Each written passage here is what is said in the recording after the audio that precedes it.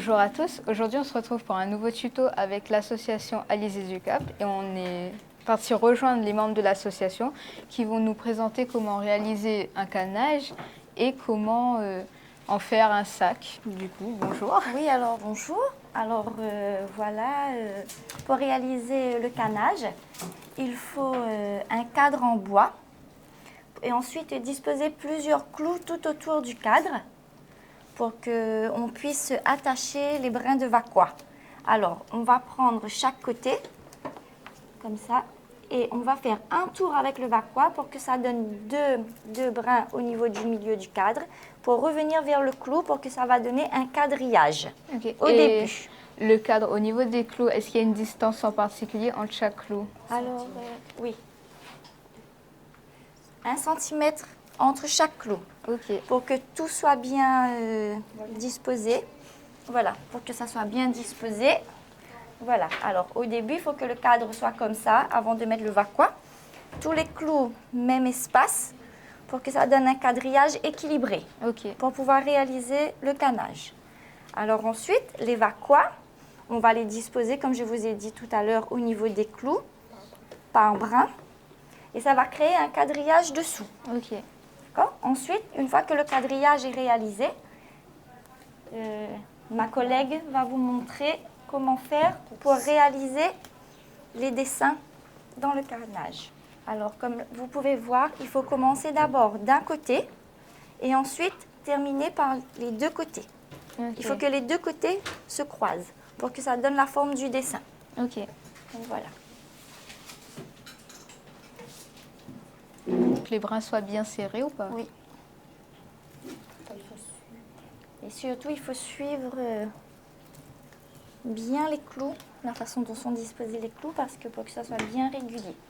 Parce que s'il y a un brin qui n'est pas bien régulier, il faudra tout recommencer. D'accord.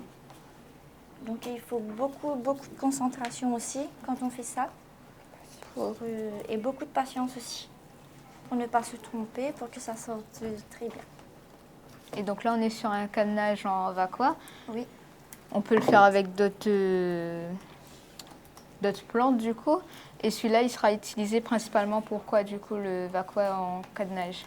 Alors ce sera principalement pour les sacs, pour les pochettes, enfin pour ce qu'on veut réaliser, les top bags, ça dépend. Mais principalement, c'est plutôt les sacs. Ok. Voilà, comme vous avez vu tout à l'heure, hein, on va disposer les plaques, soit les grandes, soit les plus petites, soit en dessin, peu importe. Du moment que le carré c'est fait, on peut réaliser n'importe quel dessin pour pouvoir disposer sur les sacs ensuite. Ok. Et ensuite, à la fin, quand le canage est terminé, on doit obtenir quelque chose comme ça. Voilà, vous voyez? C'est très régulier, serré, il faut qu'il y ait tous les dessins pour qu'on puisse travailler et assembler le canage et le tissu. Ok. Et comment vous faites pour enlever de la plaque du coup, du Alors, cadre? pour enlever, si c'est trop serré, on va couper au niveau de là. Des clous, Voilà, au niveau des clous, on va couper tout le tour. Et ensuite, pour que le canage ne bouge plus, on va coudre à la machine. Oui. On va passer à la machine et coudre tout le tour du canage pour que ça ne bouge pas. Ok. Pour pouvoir travailler. Donc voilà. Donc cette fois-ci, on passe à la deuxième partie du sac, avec le tissu du coup.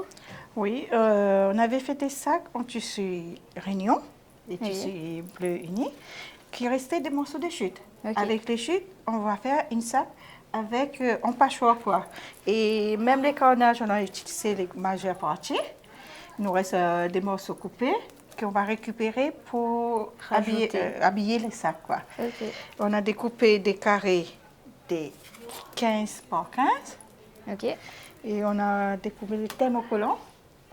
C'est pour rédifier les sacs, pour avoir une tenue, parce que les tissus en coton, c'est trop souple.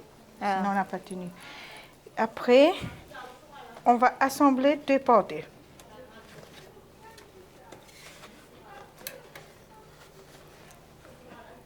On va mettre l'endroit contre l'endroit. Donc là, on passe à la machine à coudre. Et c'est un point normal qu'on va utiliser? Un point droite. Point droite pour l'assemblage. Et je prends à 1 cm l'évacuant pour que les carnages, ça tient, ça ne bouge pas. On va faire une couture. On va coudre.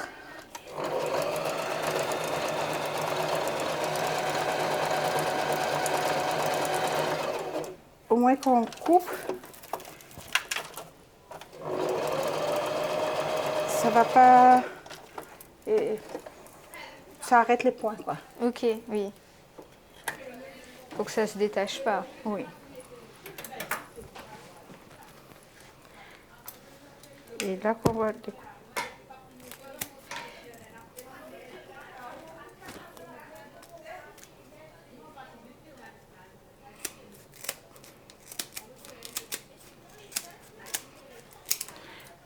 Ces parties-là, on va ramasser. On peut faire une bonne dans un sac. Ok.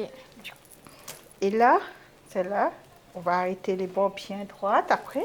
Et on va poser les carnages comme ça dessus les sacs. Ok. C'est un sac en gonnet qu'on a récupéré les gonnets pour faire un sac de course.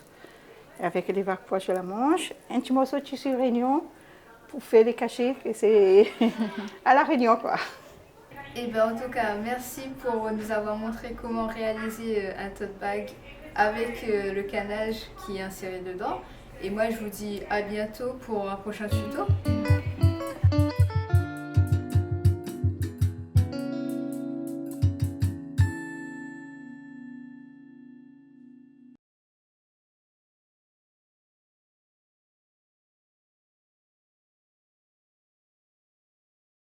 Si vous avez aimé cette vidéo de Parallèle Sud, média réunionnais indépendant, partagez-la. Et si vous voulez soutenir la liberté de la presse, faites un don sur notre site parallèlesud.com. L'info est un droit, mais elle a un prix.